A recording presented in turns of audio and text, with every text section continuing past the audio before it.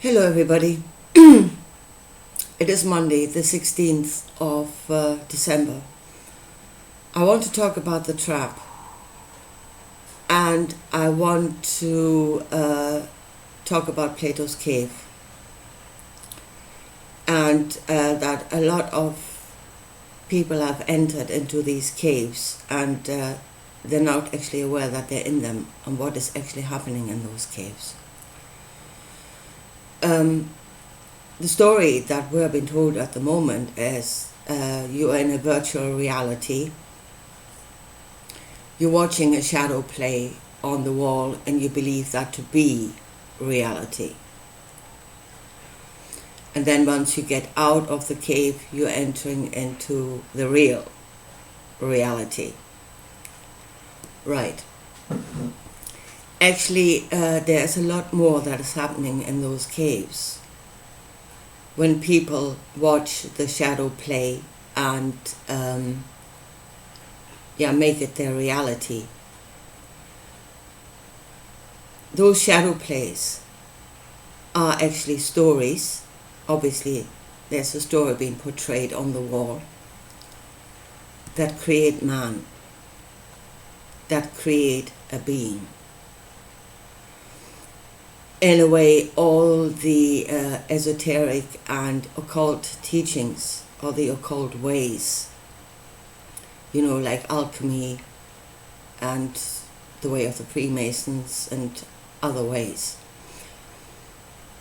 they actually create a being. The story creates the being. And that is what is happening in those caves. It is more than just experiencing a virtual reality, so to speak. That reality, the virtual reality, will become reality, a real reality, so to speak, once the being has become the player. Because that is what the shadow play is supposed to do. It's creating the being. And once the being is the real thing, it will become a reality.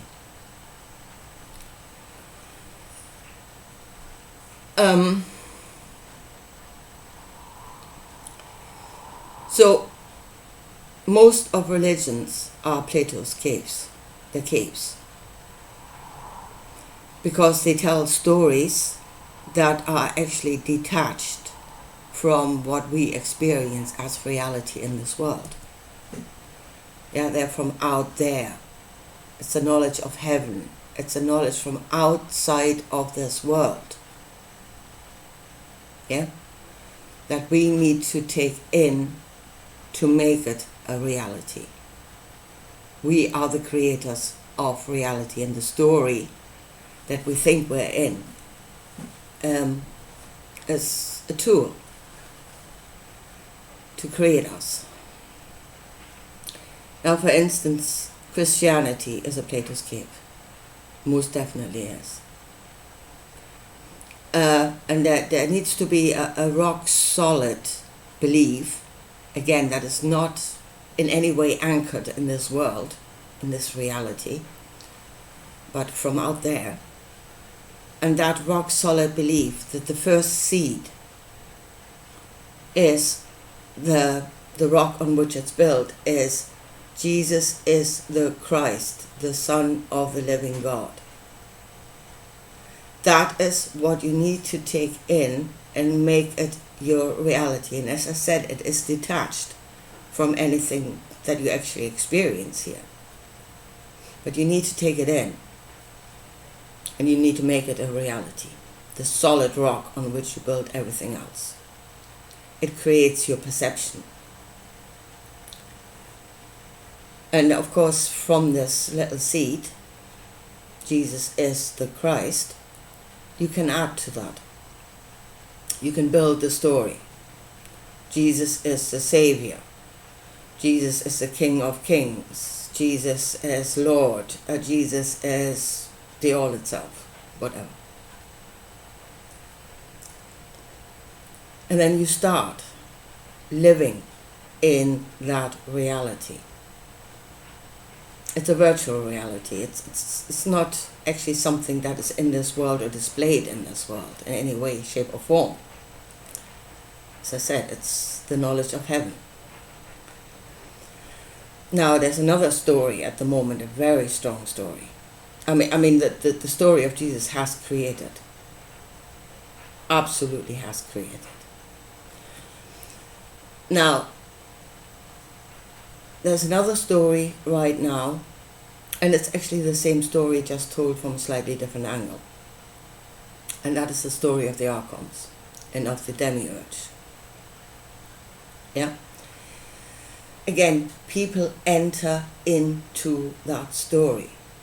Yeah, David Icke, I nearly said Jesus, but he is really, in a way, he is. David Icke wrote a book, and he called that book The Trap. Yeah? The Trap is actually the book itself. It is the story inside of the book that you're getting trapped into. That is the cave that you enter into, is the story that you enter into. The story of the demiurge and the story of the archons.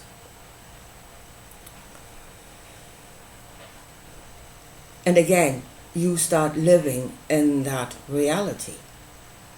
You're watching the shadow play and you're making it your reality. And it creates you as a being, and it creates you from the inside out. The creative level is the deepest level of, or the highest level, whatever way, which way around you want to look at that, of yourself. The spirit gets changed, and then it filters through into a material reality. But by the time it becomes a material reality, the change has already occurred. And the change has occurred inside here, inside of your heart, inside of your innermost being. That is what has changed, has been changed. Because these stories affect us not on a physical level, but on a spiritual level. And that's where the change occurs. So, are the archons real? Is the demiurge real? Has it already created a reality in this world? A solid reality, beings that are according to that? And yes, absolutely it has. So again, if you look at the story as the demiurge being, the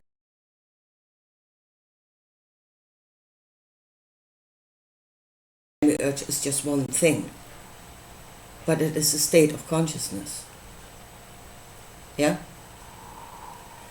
So it could be any being that gets deluded enough to think that it is the creator of the universe itself, or something like that, or the creator of worlds. He is the only one. I am the only God, and I am the creator of all. Any being that becomes that deluded that it thinks that is what it is a demiurge. So it's not only just one thing. It is a thought, again, a thought that creates a being. And any being could become that. Could become a demiurge. And then you have the archons around the demiurge, which are the angelic beings in the more nice telling of the story, that believe that that being is the creator of all, that the fullness of the Godhead is in that being. Yeah? And they serve that being. It was all, they are energetically completely attached to that being, and what all they do and think and whatever will serve it, whatever will serve God. We must do what will serve God, the will of God. We must serve the demiurge. Those are the archons. Again, that is a state of consciousness. That is how a being sees itself. I am the servant to that great, wonderful being there, that is all. Again, then an archon is not, I mean, there might be beings like that outside of this world. I dare say there are beings like that outside of this world, but where the idea came from in the first place, out of their experienced reality, out of what they thought they were. And through, as I say, channeling or whatever they did, they brought that idea to earth. But it becomes a reality here in that we become that. The story is creating man. Are there archons in this world? Absolutely. Go into any Christian church on a Sunday and you will see them sitting in the pews. The church are filled to the rafters with archons. Those that believe on the one, and those that spend their entire life energy in service to the one. They are the archons. They have become. The story has created them. And then, when it filters out into solid reality, that means they start acting, thinking, speaking, acting according to what they have become, then it creates a solid reality here.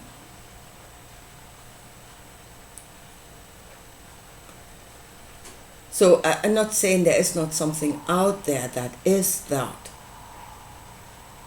But in the first instance, the story that you're in, the cave that you're in that becomes your reality, creates you, so you become a player in the story. And then in the end, when we have all become archons, and we have become energetically like that, that is now our being, we are that which is in service to the Mighty One. Will we then know others? So that is to say, will the others come from the heavens and we will know them? Quite possibly, yes. I would say yes. But again, the change first of all occurred on the deepest level of yourself. You have to become in order to know. And that is where the story in the cave, when you enter into the archonic, the demiurge story, into the trap, you enter into that story, and the story will create you.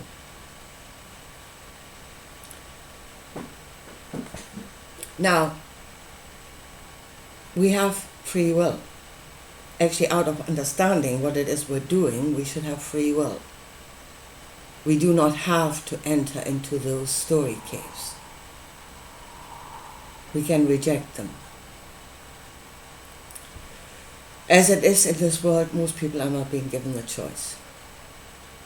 I mean, if you're a Christian, you most likely grew up in a Christian family. That means you've been indoctrinated into the story of the cave from birth, in which case you had no choice. But I mean, there are many in this world at the moment that are seeking the caves, the stories, and that are entering into them out of their own free will. And they allow that story to create them. I don't know if they actually realize that that is what is happening. I think they're really entering into this story and then are looking for something out there to come. Yeah, it will create a reality outside, just outside. And see, just outside does not work. It has to be inside first for outside. As within, so without. It has to be within first for without to manifest. Now, the thing is, we are already in a story. When we enter into this world, into earth, the experience of earth, we're entering into a story. Again, that story should create man. Only it doesn't, because man does not enter into the story of this world. Man chooses to go into the caves instead. So what is the story of this world? The story of this world is nature. And again, nature, when you look at it, is a conglomerate. It's a conglomerate of different consciousnesses, forms of life, and then a form of life is a consciousness. So different types of consciousness, different forms of consciousness, different levels of consciousness, all occupying the same space, Earth. And all occupying the same matrix, let's say like that. All occupying the same matrix and living in such a way that all shall have life. Creating balance so all shall have their existence in this reality. That is nature. Yeah? So what kind of man would this story, this reality create? It would create a man that is very much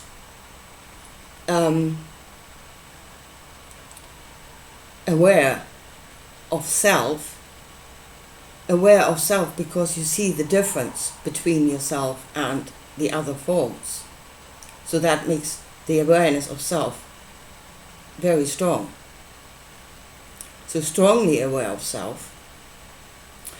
At the same time, it should create a man that is absolutely aware of what is around him. Yeah, the other consciousnesses that are around him. And it should create a man that knows that his existence depends on the existence of all. That is the kind of being that this story should create. And what is wrong if we become that? If we were truly to become that, what would be wrong with that? I actually think that would be a very good way of being. Yeah, to be aware of self, to explore self, to express self in the way we used to do with in music and art and creating forms, statues, buildings, why not? Whilst at the same time having knowledge of all the other things around us and being aware that we need everything else here in order to exist. Because everything gives and receives of each other to sustain the whole. That is the story of Earth. Again, is that the only story? No, it's not, obviously not. There's lots of little caves that exist. But here is the thing, that we are on the level of man, and that is the level of choice. This is where we can choose the story, if we do it consciously, if we actually know what the story is and what it will do to us. We can consciously choose a story. No other level in this world can do that. The mineral, the vegetative, or the animal. They live now, solely within the energies that are around them. And they can read them. They can still read the other energies around them. Yeah, that every animal knows what is around them on an energetic level. So they are fully in that story, fully immersed in the story, and aware of nothing else. only that which is now and around them.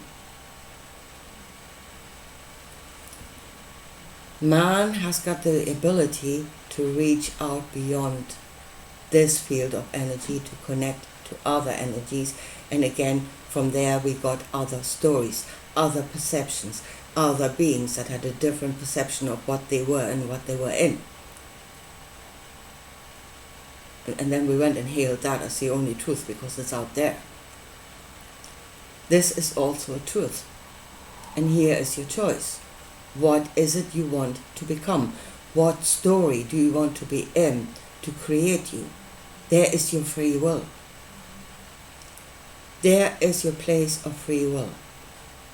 What story are you entering into? What cave are you going to enter into?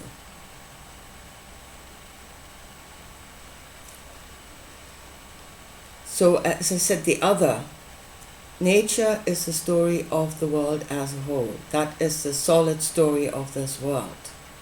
The other stories are coming into this world and creating their own little bubbles, their own little caves, into which people enter. Now, there are those at the moment that say, oh, nothing is real. That is because they are not actually, they look at stories. I mean, they have detached from nature.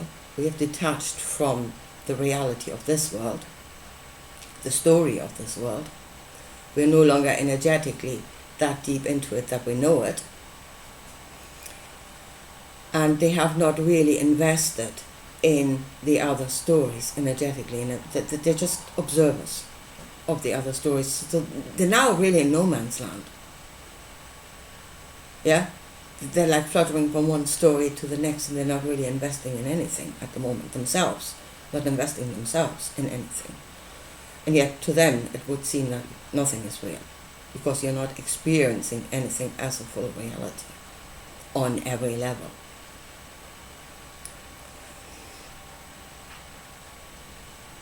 Yeah, if we were, again, as I said, return home, emerge ourselves into the story of this world again, into the story of nature again, we would have to energetically invest ourselves. We have to emerge our energy into that story. And again, yes, that story would create you. It would create an outcome. It would create a man. And imagine what kind of a man would that story create, and is it good? I think it's good. What kind of man do the other stories create when you energetically completely immerse yourselves into them? So Christians have, real believing Christians are fully energetically immersed in that story. Yeah, and they are becoming icons, because that's what that story is creating. And the world of the archons is increasingly becoming the reality in this world, because people are becoming that, and then the more people become that, the more the world becomes according to it. There's this energy, this other world, this other story that is entering into this story and is creating and wants to become all.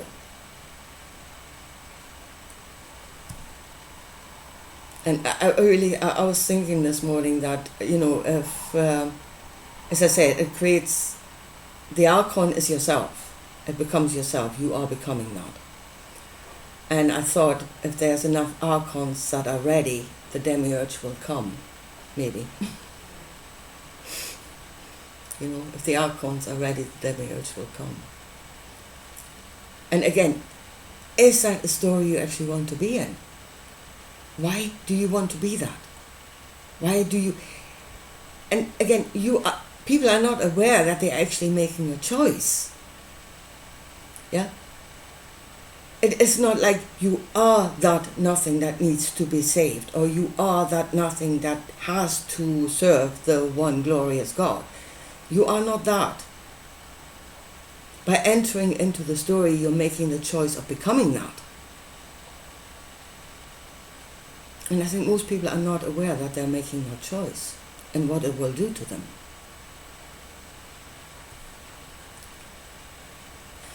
And as I said, there is a story in this world. This world is a story that will create a consciousness, that will create a being of light. You can choose to become a part of that story, and then you have to fully, energetically immerse yourself in that story and really become like the animals, like any other level that is only aware of that which is around them, which is in this world, existing around them. Know the energies of that which is around you.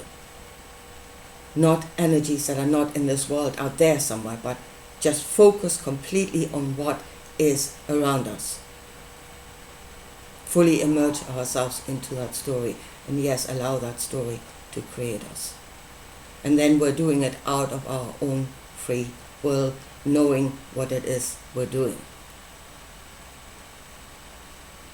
Unless we understand what's actually going on here, we have no free will.